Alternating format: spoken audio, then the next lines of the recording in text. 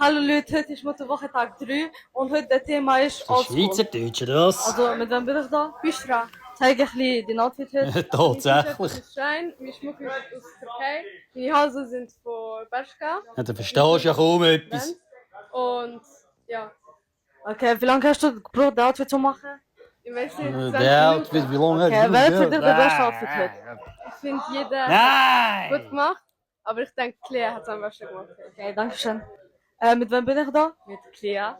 Zeige ich ein bisschen den Outfit heute. Also, ich habe eher so einen Y2K-Style gemacht, da von Shine, von Wir sind verloren. Jujo, Die von arbeiten Mom Heels später. Jos sind Apotheker, Okay, wie lange hast du gebraucht, das Outfit zu machen? Strassenverkehrsamt, Okay, wer hat für dich den besten Outfit da? Ich finde, Ist zum Heulen? Büşra. Okay, danke schön. Mit wem bin ich da? Allem. Zeige ich ein bisschen den Outfit heute. So ganz normal Bandana dann immer an, Minicap gefunden und Albert. Hängt er Okay, danke schön. Wie Bandana lange am hast du gebraucht, das Outfit Kolben zu machen?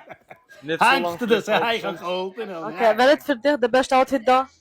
Asim und Tadi auf jeden Fall. Okay, danke schön. Mit wem bin ich da? Rasi, nicht der Asim. Moritz. Zeige ich ein bisschen den Outfit heute. Ja, einfach Baggy-Kleider wie Biggie.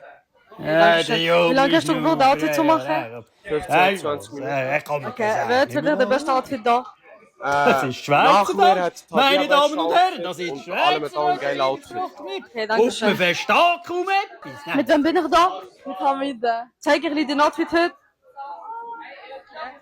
Wie lange hast du gebraucht, das Outfit zu machen? Nein, komm. Geh in den Abend. 30 Minuten.